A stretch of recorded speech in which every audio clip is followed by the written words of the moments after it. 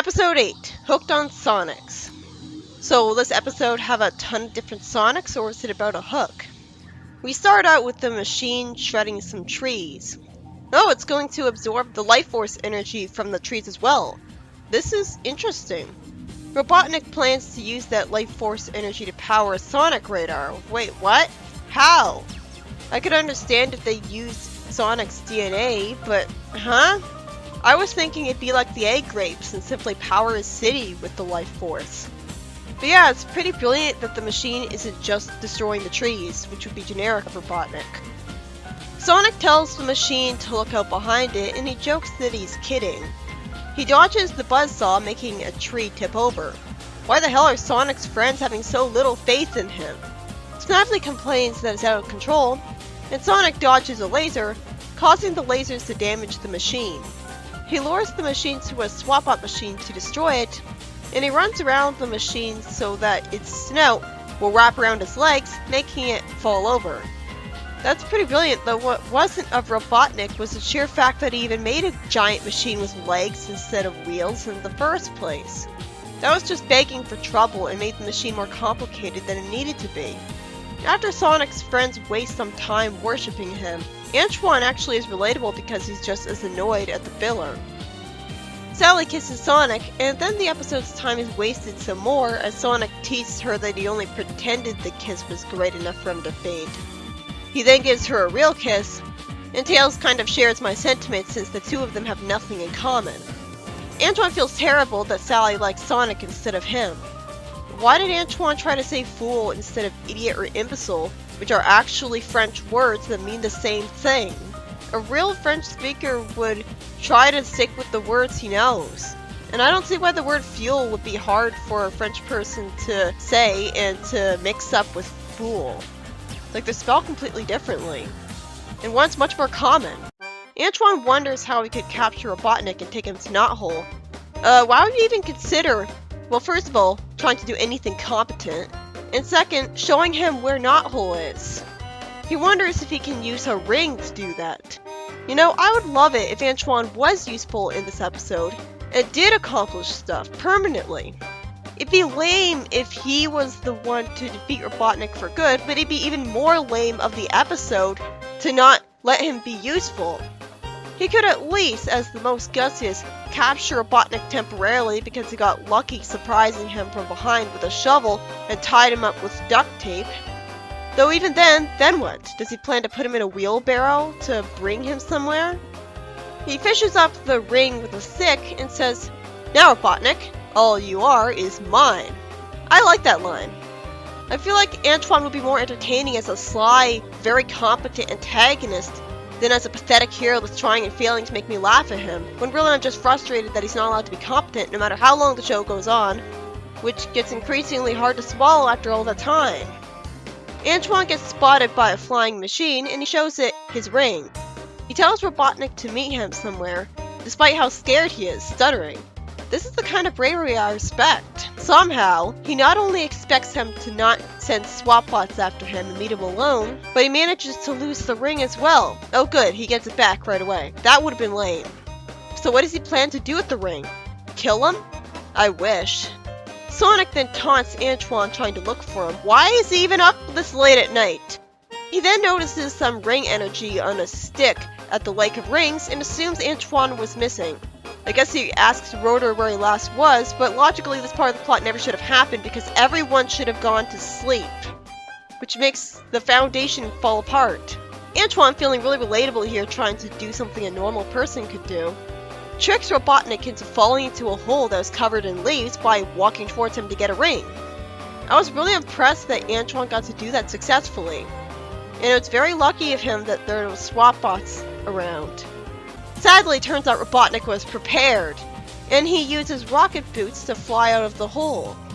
Antoine really should have just used the ring against him, but he didn't do anything with it, and the only reason he had the ring was for the meta reason of now Robotnik can use it against him, and to lure him. Sonic is reluctant to save Antoine, naturally, and Sally worries that Robotnik could uncover the secret of the rings himself, so it's not a problem for him that only Sonic can use it. Wait, why did Antoine even bother with the ring if he knew only Sonic could use it? Oh, right! He needed that ring to lure Robotnik into a trap and make him think he would give him the ring on purpose. I forgot about that part of the plan at first because normally rings are just used for one purpose in the games. Maybe Antoine could have lured Robotnik to him with an invention of rotors, since he'd be just as willing to get that invention from him without risking him getting a ring. I'm not sure why the heroes couldn't just make a fake ring that looks like a real one and trick Robotnik with that. They would have won if they had done that, and Robotnik didn't think to have jet boots when he normally isn't active enough to require them. With Antoine kidnapped, Robotnik says that he's going to track Sonic with his speed, and Sonic keeps getting knocked off his feet by missiles every time he uses his speed. Good thing he figures out what's going on, instead of just assuming that it's a coincidence that the missiles hit when they do. Robotnik and Snively go into a flying machine, and Sonic sees it and is disappointed that he fixed it. Antoine gets put in a green flying machine that Sonic tags along on from the outside, and Robotnik brags to Snively that soon the Great Force will no longer exist. As I wonder why Sonic doesn't just spin dash through these shadow swap bots right away, Antoine gets thrown in a roboticizer, but Sonic throws something to interrupt the process before it can happen. And instead of Antoine becoming actually competent by becoming a cyborg, nothing's changed about him because that would have actually changed him the slightest bit, and we can't have that because meta logic. That would have been unappealing to the audience, and we can't have any permanent changes because that would require continuity. I respect the attempt at a serious tone for the show, but it's hard to take the show seriously and not be detached and bitter when we have meta logic like this. Sonic saves Antoine, who fortunately apologizes, ashamed at the fact that Robotnik got a ring from him, showing self-awareness.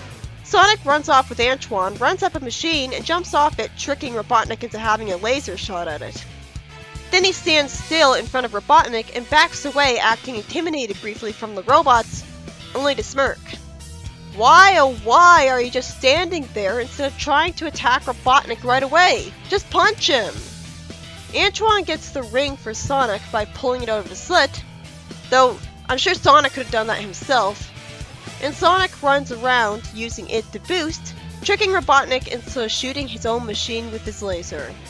I'm waiting for Sonic to thank Antoine for helping, and then Antoine tries to tell a story glorifying himself as brave and no one else, which is nails on a chalkboard every second, and now I just want everybody to punch him. At least the heroes walk away from him one by one, but realistically you'd think Antoine would stop telling his story pretty quickly after that started happening since he has eyes. And Antoine really should have been punished by Sally as the team leader for getting them in trouble like that. Even something like cleaning the toilets. He should have been humiliated. Instead, he gets no comeuppance and ends the story by being annoying, lying about being a coward when everyone knows he is. So realistically, he shouldn't even bother. Sure, he almost got roboticized, but he didn't. And all I'm thinking is that Sonic should have let that happen. Or better yet, waited a little while before saving him so that he'd be a cyborg like Bunny. But alas, negative continuity. That's why Robotnik still has enough electricity in the city to build machines when all his generators were destroyed last episode. It's stuff like that that gets me cynical, losing respect from the audience. This bad episode was about Antoine quite relatably wanting to make a plan to capture Robotnik by luring him towards him with the ring and getting him to fall into a hole covered by leaves. So wait, how did the leaves not fall into the hole? I guess he weaved them all together? Does he know how to sew? It would have been entertaining if, 1, Antoine got to be genuinely useful aside from simply finding the ring again, which Sonic also could have done. But 2, if Antoine had made up an excuse to pretend he was betraying the team to Robotnik, making a speech that he's sick of living in Sonic's shadow and being unappreciated. That would have helped him get the repressed stress out and given us a glimpse of how he'd be as a villain, which he might work better as because he screws up for the heroes. Robotnik thought ahead enough to have jet boots letting him escape the hole, which is impressive. It properly explains why he escaped the hole in a way that's believable for the most part. Although I'm still confused that he'd even bother wearing those when all he does is sit in a chair behind some camera footage all day and make other people do the work. He's not exactly an active villain, going out all the time traversing dangerous terrain. Eggman in the games is more active than him, attacking Sonic himself in his Eggmobile.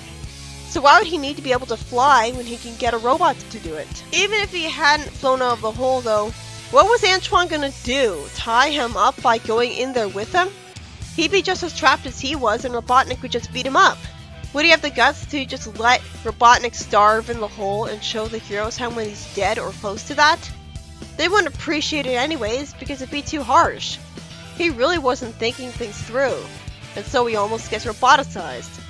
Again, it would have been better if Sonic stopped the process halfway through and he was made a cyborg from it, like how it was actually looking to be. Instead, negative continuity meta logic. So of course nothing of consequence happens, because if nothing of consequence can happen. How is the show dark and edgy furry drama again? Robotnik and roboticization and the robots not being defeated by the heroes are the only things dark about it. And those are just tiny, individual dark elements for a show where there's always a happy ending with no lasting consequences to anything anyways. It seems pretty light-hearted and kid-friendly to me, just like the Flateway comic. Also, I like the idea that the Shredder wasn't just destroying the forest, but also absorbing its life energy. That was pretty brilliant. Although, I don't see why that would let Robotnik make a sonic radar, or missiles that punish him when he tries to run fast. What did that accomplish for the plot anyways? Oh right, he had to save Antoine by throwing something at a button instead of running towards it. That's good. Creative. And I loved when he said that walking is tiring. It showed realistic consequences to something for once.